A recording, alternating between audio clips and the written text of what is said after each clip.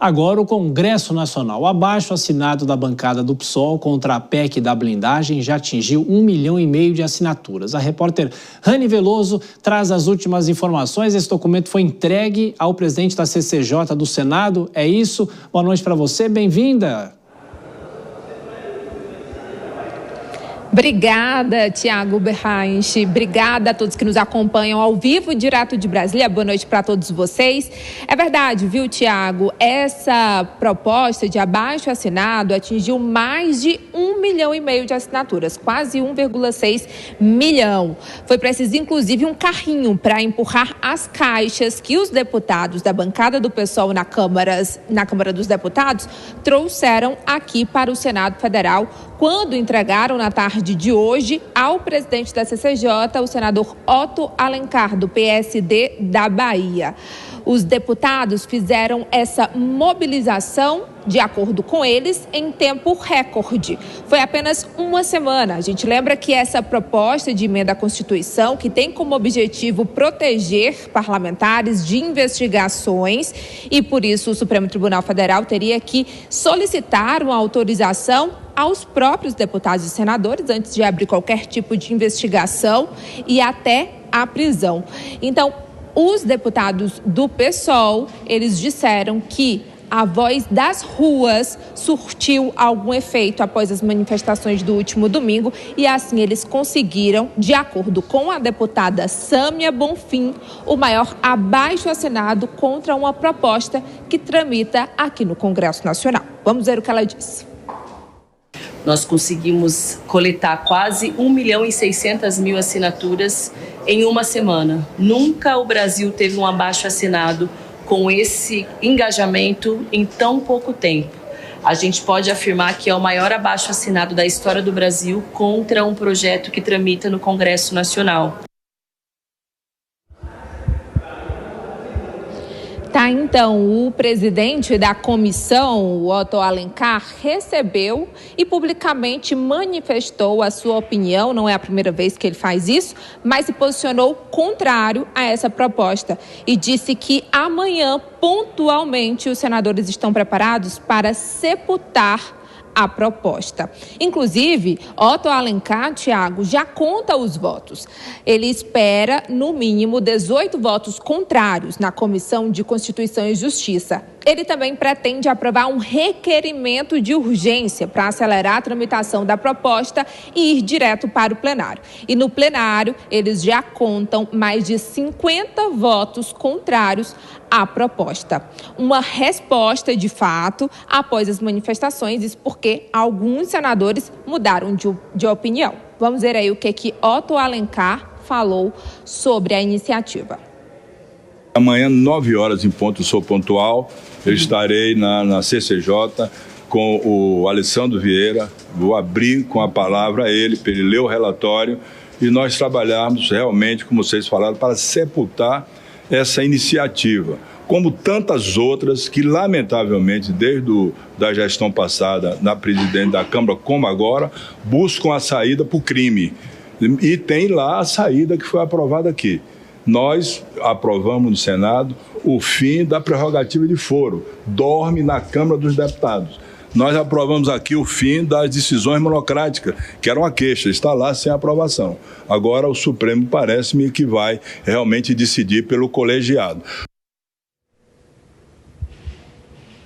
Reforço, viu, Tiago, que durante essa entrega do abaixo-assinado, a bancada do PSOL falou ali que o Congresso Nacional subestimou a capacidade do povo brasileiro de reagir contra a essa proposta e que não vai aceitar que o Congresso Nacional funcione como um escudo contra o crime, né? E até o crime organizado. Bom, e para a gente encerrar, a gente também tem a posição da oposição. O senador Carlos Portinho, líder do PL, partido do ex-presidente Jair Bolsonaro, aqui no Senado Federal, em nota, ele se manifestou a favor da derrubada dessa proposta, mas defendeu o direito das prerrogativas dos parlamentares. A gente tem aí uma arte com a fala dele, abre aspas, o destino desta PEC, se não for alterada, é melhor que seja derrubada. E não porque isso é uma bandeira de um lado ou de outro. É o nosso compromisso com o Brasil, compromisso com o eleitor. Precisamos construir um texto que reafirme as prerrogativas parlamentares no que a Constituição já concede ao parlamento.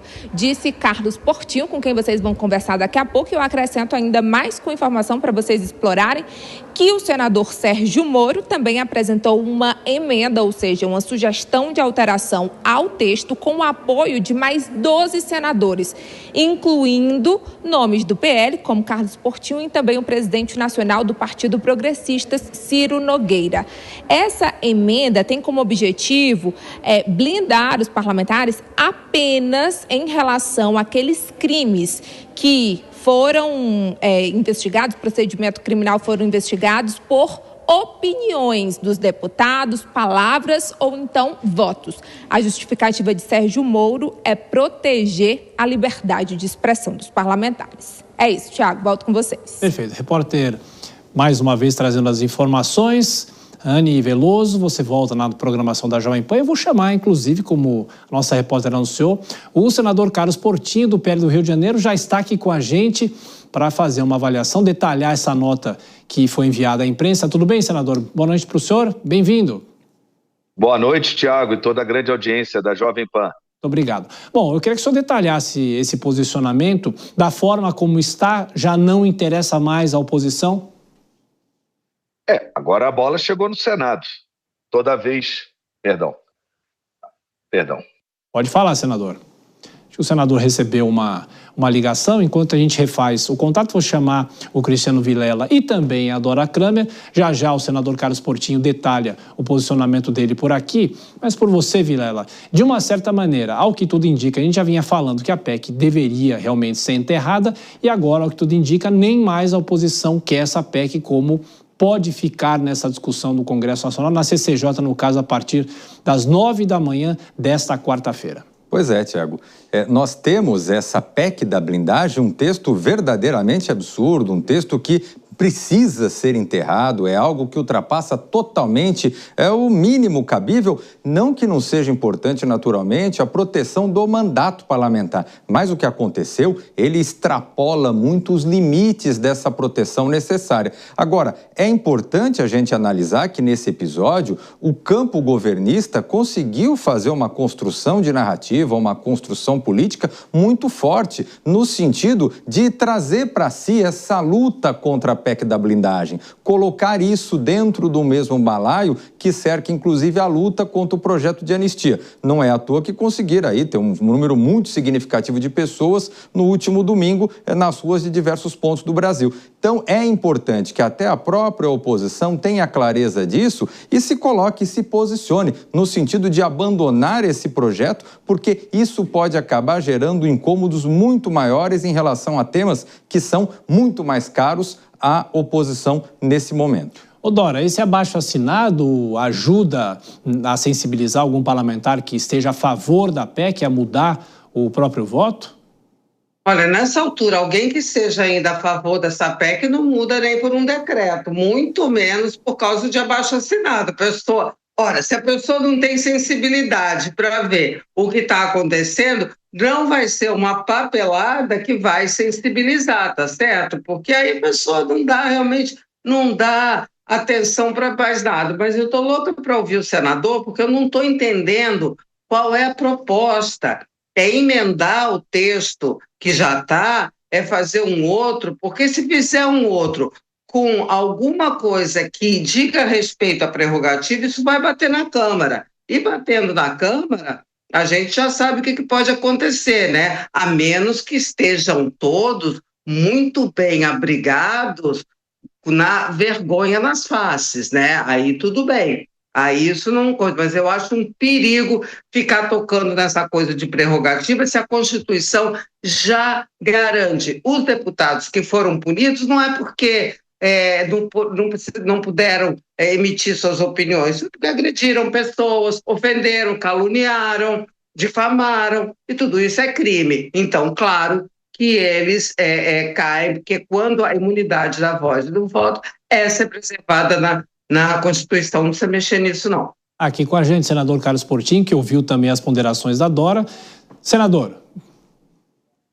Primeiro, desculpa por uma ligação. Imagina. Aqui, eu estou pelo celular, peço desculpa. Dora, você tem toda a razão.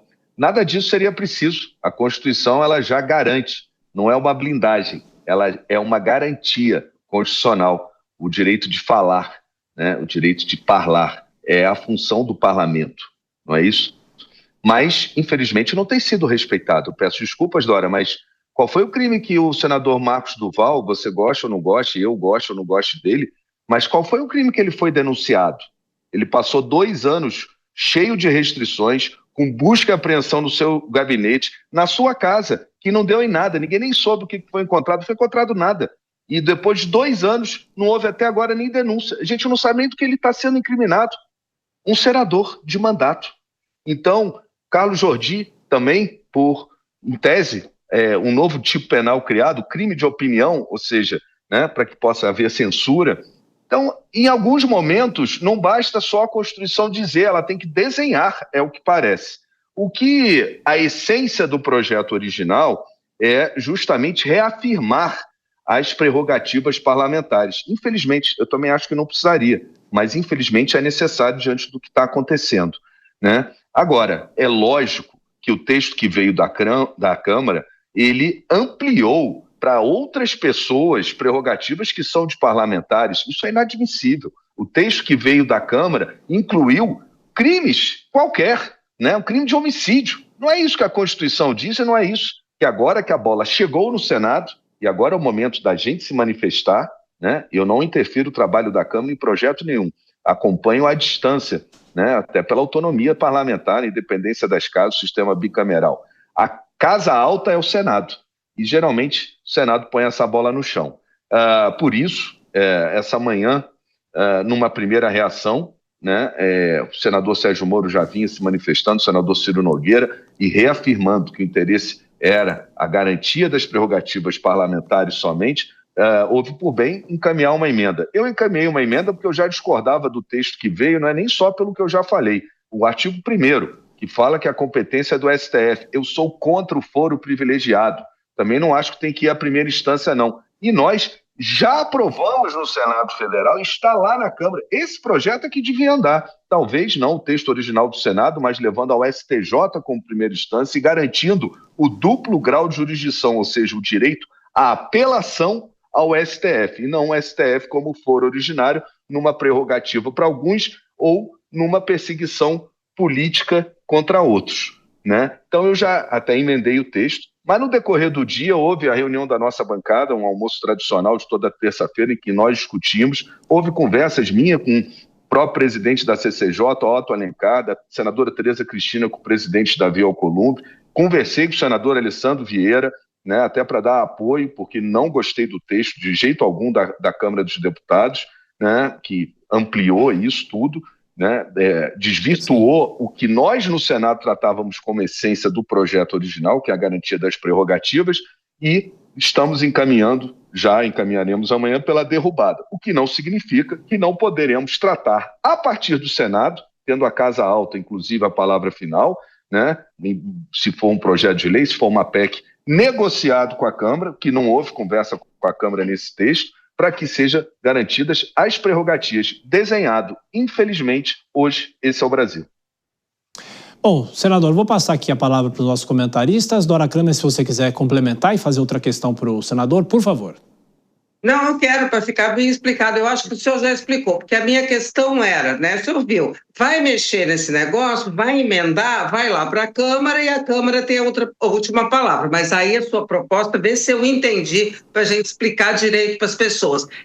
Derruba essa PEC na CCJ, apresenta uma outra que, começando pelo Senado, se for modificada para a Câmara, volta para o Senado, que tem a última palavra. É isso? Tratando só da questão da garantia da palavra e do voto. É isso? É isso. Acontece que, se for uma PEC, derrubando essa, ela não será proposta esse ano, ela tem que ser no próxima no próximo ano apenas, o que dá tempo da gente conversar e, sendo uma PEC, Dora, conversar com a Câmara, porque a PEC não fica a palavra final para a última casa. Se for um outro projeto de lei que a gente possa, ao invés de uma PEC, melhor seria. Mas, se não, a gente vai ter que negociar com a Câmara, porque a PEC, né, o que o Senado fizer originalmente vai para a Câmara. O que a Câmara acrescentar, que seja diferente do Senado, volta para o Senado e, em algum momento, tem que chegar a um texto comum ou aprovar o que é consenso apenas. Né? Lembrando que assim se dá a tramitação de uma PEC diferente de um projeto de lei, de outros instrumentos legislativos. Mas com tempo, para que isso seja conversado pelas duas casas. Eu vi o atropelo que foi a votação na Câmara dos Deputados, conversei com meus pares, ninguém no Senado tinha discutido com a Câmara, por acaso, essa ampliação desmedida. Isso não é uma bandeira de direita, de esquerda, né? Isso é, como eu disse, é um compromisso com o país. Ninguém quer dar guarita para bandido. Ninguém quer dar guarita para um cara que cometeu um crime contra a vida, né? Nunca foi essa a essência do que, pelo menos no Senado, era discutido. Infelizmente, a discussão, como você bem compreendeu, muito obrigado, para que todos entendam, o foco é garantir o que a Constituição já garante, que são as prerrogativas parlamentares, e no caso de crimes contra a honra, calúnia, difamação, o que hoje chamam de crimes de opinião, embora não haja um tipo penal, né, mas para que todos entendam, né, a opinião do parlamentar ser contestada na Justiça passe antes pelo Congresso e ele admita se aquilo é possível ou se deve ser mantida a prerrogativa parlamentar do direito de parlamentar. É uma garantia fundamental, inclusive. Senador, a pergunta agora de Cristiano Vilela. Senador, boa noite. Senador, bom, a PEC da blindagem está um elemento aí de grande repercussão junto à sociedade, muita indignação. O setor governista, a ala governista, soube recuar de um eventual acordo com o centro político e soube fazer isso realmente virar uma bandeira dos seus setores, uma bandeira que acabou refletindo na indignação da sociedade. Na sua visão, houve habilidade política do segmento governista ou, de fato, a oposição acabou, de alguma forma, subestimando a repercussão que isso poderia gerar, acabou não vendo realmente a arma que poderia ser dada ao outro lado na política brasileira? Cristiano Balela, né? Porque a gente viu a manifestação de domingo, mas muitos governistas do próprio PT assinaram, né? Apoiaram na Câmara dos Deputados a aprovação desse texto, que amplia e estende, inclusive, a pessoas que não têm foro privilegiado ou esse tipo de privilégio. Né? Mais uma vez, a esquerda soube dominar uma narrativa que não é, como sempre faz, verdadeira, porque o próprio governo apoiou, muitos do governo apoiaram esse texto na Câmara dos Deputados, diferente do Senado. Né? E eu digo, isso não é uma bandeira da direita ou da esquerda, né? Ninguém quer dar guarita para bandido. O cara cometeu um crime, agora o Congresso vai dizer se pode abrir ou não, enquanto isso está lá a família de quem teve a pessoa assassinada sofrendo e o inquérito fica parado. Não é isso. O que a Constituição garante é ao parlamentar o direito dele falar. Né? E ela evita, afasta crimes de opinião. E o que a gente está vendo, e eu citei o caso do Marcos Duval, que para mim é emblemático, gosto eu ou não dele, ou concordo ou não do que ele fala, a verdade é que ele sofreu restrições em fase de inquérito, não há nem denúncia, em fase de inquérito. Né? Ele sofreu bloqueio de bem, de salário, ele foi alijado das redes sociais, ou seja, ele perdeu o direito de falar, porque é compreendido que a tribuna do parlamento ela se estende nas redes sociais dentro da atividade parlamentar. A gente vive a era da tecnologia, não tem como se compreender diferente. Agora, e não foi nem denunciado, a gente nem sabe qual é o crime que o Marcos Duval cometeu. Não houve denúncia. Né? Então, esse caso é o que nos guiava no Senado Federal para, como eu disse, Dora, infelizmente também acho que não é necessário, mas desenhar que é uma garantia fundamental que o Congresso tem que ter a palavra nesses casos em que a garantia fundamental do direito de falar pode estar sendo violada pelo Poder Judiciário. Senador Carlos Portinho, do PL do Rio, mais uma vez obrigado pela atenção com os nossos espectadores aqui da Jovem Pan. Volto sempre, grande abraço.